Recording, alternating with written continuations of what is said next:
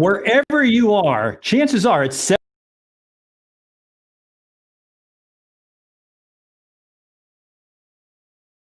Meredith Elliott Powell, myself, Mark Hunter. Hey, Meredith, how you doing? I am good, thank you. I'm excited. It's sort of a big day for anybody who's watching us and participated in the National Speakers Association Influence Conference these last couple of days. So, hey, walk people through, because there are probably a lot of people watching who are not familiar with it.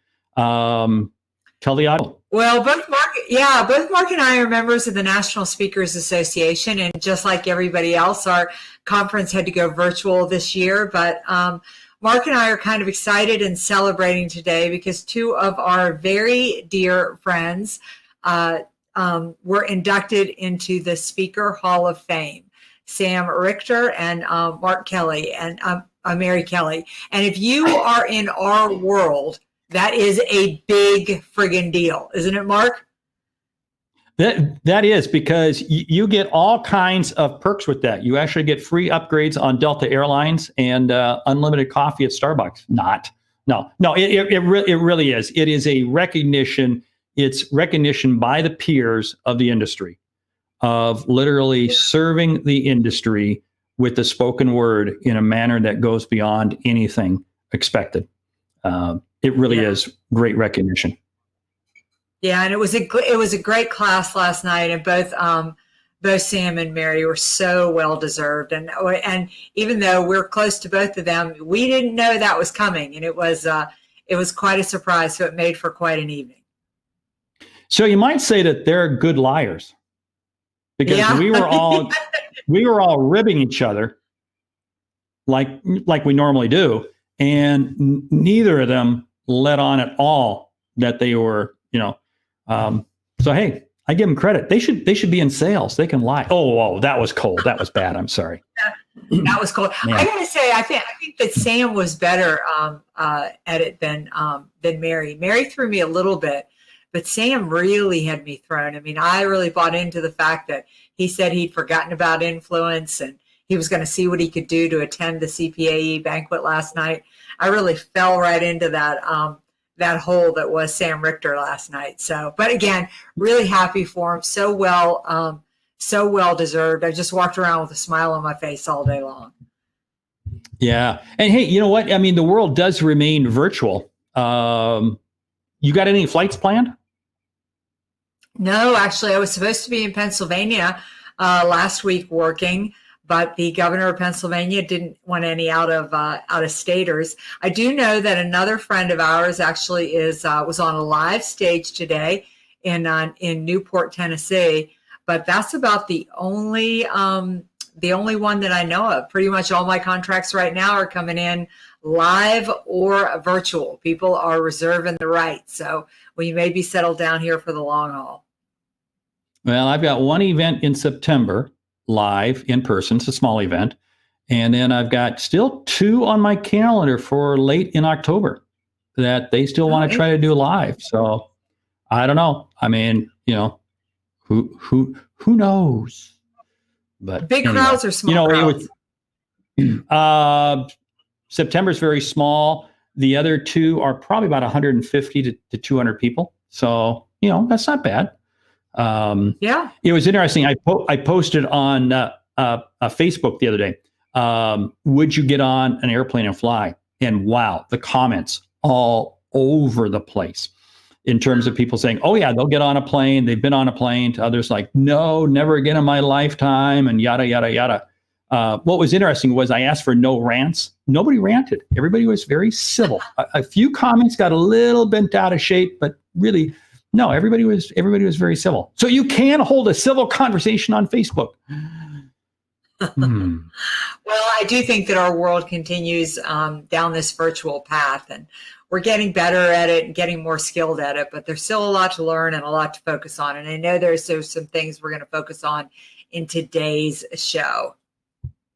Yeah, there is. And there's a new piece that, I love how we brainstorm at 5 a.m. in the morning over email. I mean, you sent me an email like 5 a.m. I sent you back an email, and literally in a couple minutes, we decided that we're now going to do kind of a book mention. We're not going to call it a book feature. We're not going to call it a book report, but you and I both read a lot. And so we're going to grab Jeff Shore's new book, just came out a week ago, and it is a must read. So we're going to talk about that a little bit. So every week, we're just going to talk about a book. So anyway, so that's it. But hey, I think Mike is kind of wanting. You think he's hinting us to get on with the show? Yeah, it's sort of like being at a dinner party and somebody turns the lights down. I think that was Micah's way of telling us we better get to the real deal. So Micah, take it away. Take us into sales logic today. When we prospect with integrity, we will get customers who have integrity. Integrity is the foundation from which everything is built on. You better understand value. But at the end of the day, sales is a relationship business. It is a people business. It is an emotional business. Who has made a prospecting call today?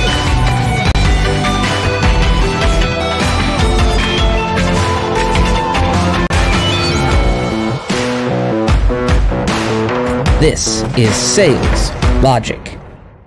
Most people refer to VanillaSoft as the solution. It's the solution to ensure sales reps make the right number of attempts for every lead across all channels, including email, social, and the phone. It's the solution to serve the rep the next best lead. Another edition of Sales Logic, where we dive into the strategies, discuss the tactics, give you everything that you need to know to be effective in today's marketplace, and make your sales strategy logical. I'm Meredith Elliott Powell, and I'm here with my co-host, Mark Hunter, the Sales Hunter. How are we doing, Meredith? We are good. We got a big show today, Mark. I mean, as those who listen to the show know, we cover 3 very distinct areas, and we've got a bonus section for you today. But we discussed the topic. We have the question of the day and the lightning round. So, Mark, you want to talk about the question or the topic of the day? Well, I'll just go ahead and say what I'll do is I'll mention the topic, whet your appetite, then I'll share the question. Let's bat that thing around. So the topic is, how do you get noticed in today's overly COVID-dominated marketplace? Because, man, it's noisy out there. But hey, before we get into that, let's get into the question. And then after the question, we got that little surprise bonus piece that we're going to add in, but we won't mention what that is yet. And now the question, hey, if you've got a question, send it to us at saleslogicpodcast.com or put it out on social media, #SalesLogic. Every week we answer a question. The question today is, how do I make the shift from selling in person to selling online? My entire sales strategy has been in-person selling. I take staff, I meet with the doctors in offices, and that is how I sell. I can't do any of that now. Jane Shidnow from Austin, Texas. Jane, thank you for that question. Meredith, you want to run with it first? Go for it. Yeah, it's a great question, and it's a big question today. I bet, Mark, you're getting a lot of this too, is how do we really make the shift? I mean, as salespeople, we've had the luxury of getting in our cars, going to the place of business, and really getting that first emotional connection with people. I find it certainly easier to sell that way. So how do you begin to make the shift? Number one is that you've got to get comfortable in front of the camera. I really suggest to people who have never sold virtually before, back up and start setting up meetings with your existing customers, people that you already have that emotional connection with, because getting used to being comfortable on camera is going to be a lot easier with people who are going to sort of forgive you for being uncomfortable. But you need to get a lot of calls under your belt before you start going after new prospects or new relationships. So just set up some calls and get comfortable on camera. You know, along with that, we all use Zoom. Zoom seems to be the COVID video connection tool. But there's also other great tools out there. Vidyard. I love Vidyard because it's a really quick, easy way to embed a video, little short video, into an email. And let me tell you something, it's getting very good open rates and so forth. But you mentioned something very key. Start off with your existing customers. Okay, now we're several months into COVID, so hopefully you're past that. But see, this is where I'm finding salespeople are having problems, because now they really have to be truly prospecting. See, up to now, they could kind of fake it with stuff they had in their pipeline, existing customers. Now they're like, it's empty. And so, yeah, this is where hopefully you've done enough practicing. But I really suggest get a tool like Vidyard, something like that, and start popping little short 15-second videos out there. The other piece that you have to keep in mind, because we're prospecting really all virtually now, your reputation goes ahead of you. Your reputation precedes you more than ever, which means you better make sure that your LinkedIn profile, everything that Google can say about you is good and is right and is accurate. Because believe me, people are checking you out more than ever. Because why not? You're trying to reach them on a device. So guess what? They're going to use that same device to check you out. So you better have your act together. Yeah. I would add, I would say also, you need to let it go. I mean, let go of the fact that you're not going to be able to sell in person for a while. That's gone. So really take a deep breath and let go of the good old days, and understand that your customers understand that too. So they're going to be ready to buy online. But you've got to begin by selling urgent need. People are really busy today. They've got a lot going on. They're just trying to keep their own businesses afloat. So the first thing that you need to be approaching them with, as you get to know them and you get to connect with them, is something that's going to be relevant, that's going to be solving the pain point. I mean, when you go back to your avatar, your customer ideal, you better be really clear on their top 3 pain points. What are they most worried about? What's their biggest opportunity? What do they really fear? And then how are you positioning your product or service to solve that? Because while nobody has any time, we all certainly open emails and answer things that speak to our exact pain point. And I'll tell you something right now. So I was looking for just a backup virtual assistant. I've just been having this on my mind for the last couple of weeks. And I got an email this morning where the headline said, virtual assistant services made easy and effective. Now, this was at 5 a.m. while I'm brainstorming with Mark. I've got a whole morning routine I've got to get into. But that headline caught my eye because it spoke to the pain point that I had at the moment. You have to be doing the same thing. You know, they will talk to you virtually if you're solving a problem. It's interesting. There are a couple words in there that grabbed me. Made easy. Made easy. Yeah. Because again, for anybody who's tried to find an online assistant, a virtual assistant, it could be hard. So when they use the word made easy, yeah, it kind of invited you to say, yeah, that's what I'm trying to do. It invited you to open it up. Hey, there's a piece there back early on. We were talking about WFH, work from home. We began using that expression a few months ago, and then it kind of shifted to, well, it's BFH, buying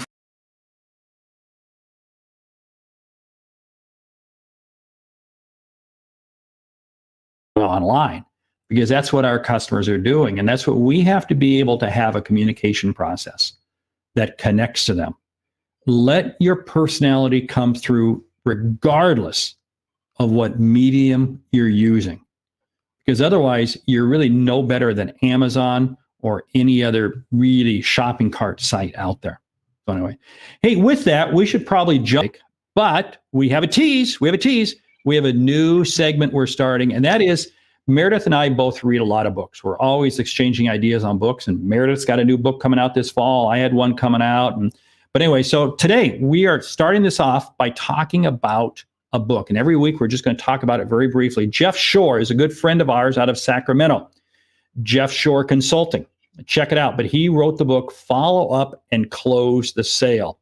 I talked to Jeff last week about this book, and let me tell you something. It hits some real sore spots. And the reason I like about it, he has what I call taillight follow-up. In other words, as soon as that prospect leaves your line of vision, however it is, as if they were driving away from you, taillight, you need to follow up with them. But this book is chock full of different ideas. I don't know if you've had a chance to read it or what your thoughts are on the book. Oh, she's reaching for the book now. There it is. There it is. There it is. There it. Okay. Got the book right here. Jeff and I share this passion. This is my favorite part of the sales process is the follow-up system. And I love that he devoted an entire book to just follow-up, because what I love to say is that the sale happens in the follow-up. It always happens in the follow-up. Yet it's the part of the sales process that's never trained, that's always just sort of left to chance. And I really believe the better you get at follow-up, the more deals you're going to close and the more easy and effective your sales process is going to be. And I think that Jeff has written an easy to read book.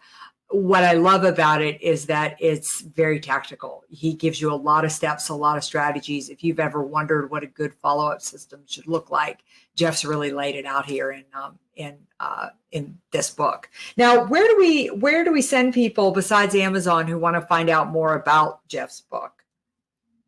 Well, we can jump out to jeffshoreconsulting.com. That's Right. his website. Great place, or just go to Amazon, Barnes and Noble, Books A Million, wherever it is. But you said something. It is easy to follow. It's easy to read because it is. There's stuff in there that you say, wow, I can start doing this right now. So the book is by Jeff Shore, and it's Follow Up and Close the Sale. So anyway, hey, let's jump into the topic. The topic is, how do you get noticed in today's noisy, overly COVID-dominated marketplace? Yeah. What do we do, Mary? What do we do? Yeah. Well, number one is you got to realize that you've got to get noticed. I was just on a sales call yesterday, getting ready to do a program for a sales team on how to sell effectively in a virtual market. And the first piece that we were talking about was the fact that I said, we need to bring marketing into the program. And they said, marketing into the program? And I said, yeah. I said, you're going to need marketing to help you get above the white noise and stand out from the competition. And they said, we don't need marketing. I said, yes, you do. I said, the marketplace is so crowded right now that people do business who they've heard of and about. So building that reputation in the marketplace is really important. Now, not all of us have the luxury of in the marketplace. Back when we were talking about the question, I mentioned your reputation precedes you. And wow, you have to be there online ahead of any conversation you're going to have with them. And I still am amazed at the number of salespeople. They wonder why. I had a sales call. Guy called me Friday. I couldn't tell if he was looking to buy or if he was looking to sell. But he called me Friday afternoon, and it was a conversation that was going nowhere. I go out, I look at this guy online, and believe me, it's a train wreck. Well, guess what? I shut that puppy down real quick because it was a train wreck.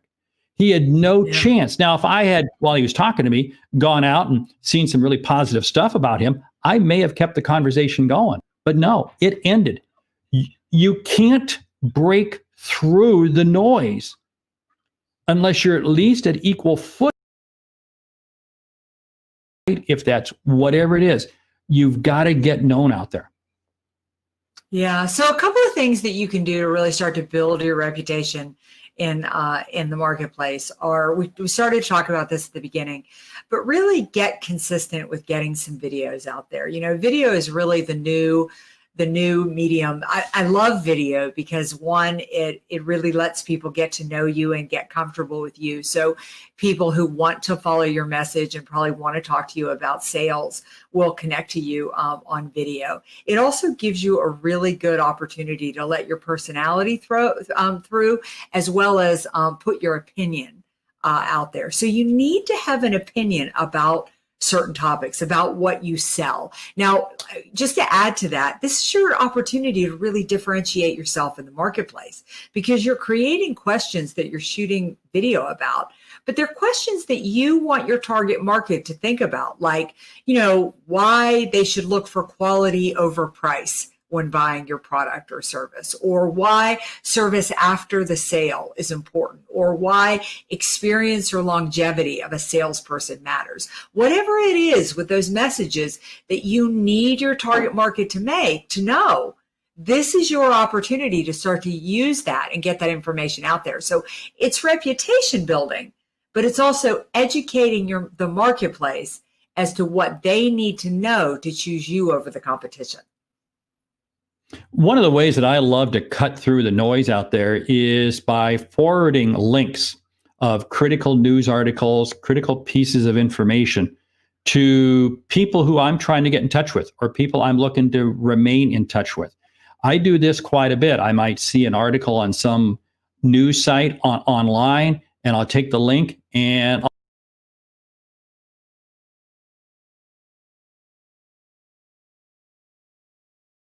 opinion. But here's what I found. That breaks through to that person. They suddenly see, hey, this Mark guy, he's sending me something that's pertinent to me, that's important to me. And it's amazing how that absolutely breaks through on a one-on-one level. Now, I know you and I both use the same approach. I'm looking at the stack right over here, but you and I both send, I've got personal stationery that I will send out. And call it old school? No, I call it right school. I'll send out a personal handwritten note. Takes me just about a minute, to send out to people. And it's little things like this that sometimes what happens is people feel to break through the noise, they got to get macro big. No, sometimes the way to break through the noise is to get micro, very tight and specific with the individual person. Yeah. What I love about what you're saying about personal notes is that what you're looking to do is be different. Why everybody else in your industry is doing one thing, you want to be doing another. What's different? What's going to get you, what's that isn't used that often. Staying in touch by, imagine how somebody feels when you're giving them information to grow their business before you're asking them for business. So think about the things that your competition is doing and what could you do that's just a little bit different that may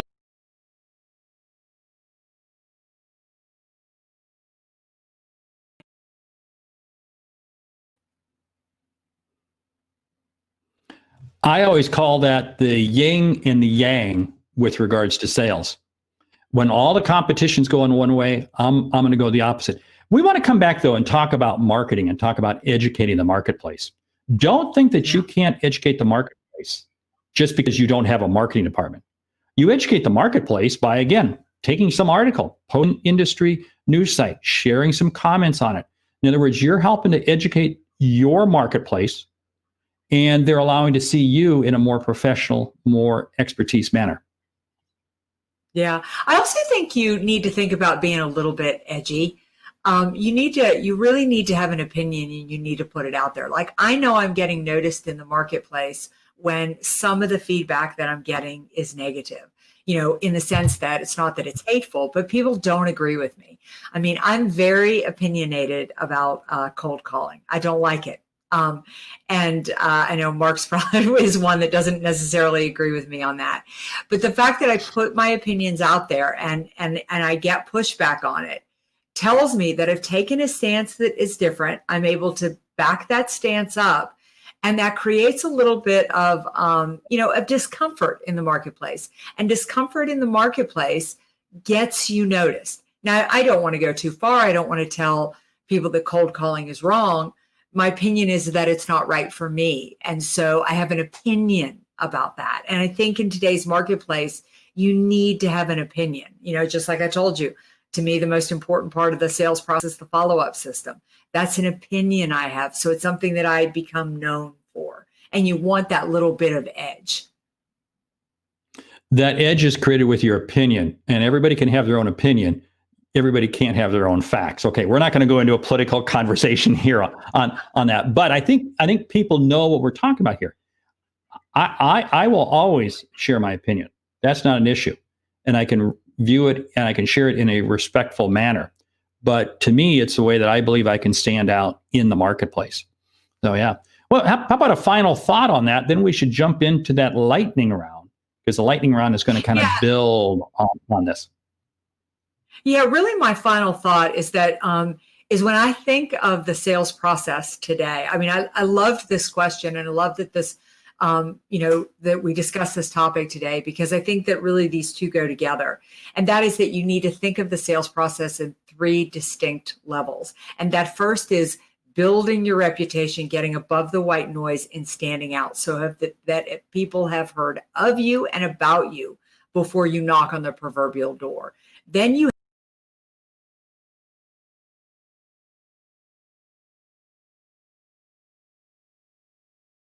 when you think of it in that sense, I want you to think about, what am I doing to differentiate myself in the marketplace? And it's bigger than a value prop. It's differentiating yourself so people have heard of you.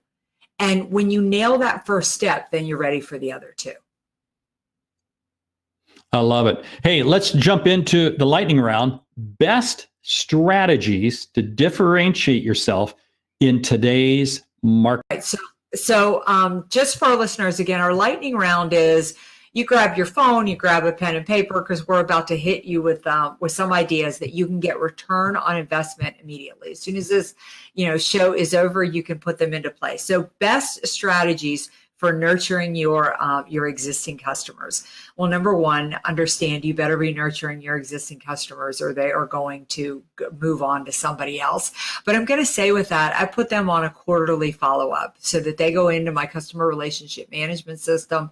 They pop up every quarter. And once a year, I do a full-blown checkup with them to see what else they need and what other services. 3 times a year, I'm just adding value to build their business. I'm going to take that strategy and one up yours by, there's actually a higher tier that you do every month. In other words, this is what's key. You're segmenting your prospects, you're segmenting your leads, and based on the value and the opportunity to you, determines the frequency with which you reach out to them. Yeah, I would say your very best customers, if you're talking about your top 10 or your top 20, first, you better have identified them. You better know who they are. The second is you need to send them business at some point throughout the year, at least one piece of business. Don't make it all about them giving business to you. Make sure you give that business back. And I'm going to add, get personal with them. When you understand customers on a personal level, they'll understand you on and it's amazing how much deeper the relationship is and how much more value there is. Don't feel that's uncomfortable. It's only uncomfortable to maybe 1% of the people out there, but to everyone else, it's going to be, hey, I'm seeing you at a different level. Yeah. And don't assume that you know them, and don't assume you know their business. People change and businesses change, and they change quite a bit. So at least on an annual basis, preferably twice a year, you should have a formal meeting with them that is really just about as if they were a prospect, and you are asking them questions about what their biggest challenges are, where they see their business going, because you need to do that deep check-in so that you're always a step ahead. Which takes me to another point, and that is always have a business review mentality in your mind as to strategically, what can you do for the customer? And more importantly, what can you do for your customers' customers? Yeah. This one is silly, but don't let it go unnoticed. Make sure at least once a year you thank them for being your customers. Let them know that they are your ideal. You appreciate the business, you appreciate the relationship, and Mary Kelly, who we were talking about earlier, turned me on to this, but she turned me on to this cookie lady in Colorado, and they do customized cookies. And I always send my best customers a dozen of those every single year that have their faces on them, their business on them, and everything. And it's simply just a thank you that says, I really value this relationship. It's important to me, and I appreciate you being my customer. Well, I guess I must not mean anything to you because I've never received cookies from Meredith Elliott Powell. So anyway, let me share one final thing, and then I'll flip it back to you, and then we'll kind of close it out here. Hey, here's the thing. Your reputation does precede you. We've talked about this 2 other times, but I can't stress enough. When was the last time you went out to your website and looked at it, not in your server, but in an incognito website? In other words, exactly how customers would look at it. And it's amazing what you may just see or what you may not see. Yeah. The last thing I'm going to say is really do think about setting a day aside a year or something and really do some type of customer appreciation for your business. Probably a lot of people listening to this are smaller operations like Mark and I run, and we tend to leave Customer Appreciation Day to the big corporations. But I always take the first week in May, which is Small Business Appreciation Week, National Small Business Appreciation Week, and I use that as an opportunity to honor my customers and thank them for having a business so that I can have a business. So I think finding some type of way every year where you get them some type of gift and do that is a great way to nurture those existing relationships. I'll be looking for my cookies the first week of May next year from you, Meredith Elliott Powell. Hey, it's time to wrap up. Thank you for listening to Sales Logic this week. If you like what you hear, subscribe, rate, and review the show on your favorite podcast app. If something we've said has earned you a single dollar, consider telling a friend about our show. It's how we grow to help you grow. I'm Mark Hunter. And I'm Meredith Elliott Powell. Remember, when you sell with confidence and integrity, uncertainty suddenly becomes your competitive advantage. And the sale becomes logical. We'll see you next week. See you next week. Thank you. Most people refer to VanillaSoft as the solution. It's the solution to ensure sales reps make the right number of attempts for every lead across all channels, including email, social, and the phone. It's the solution to serve the rep the next best lead every single time. You need to get your solution at VanillaSoft.com.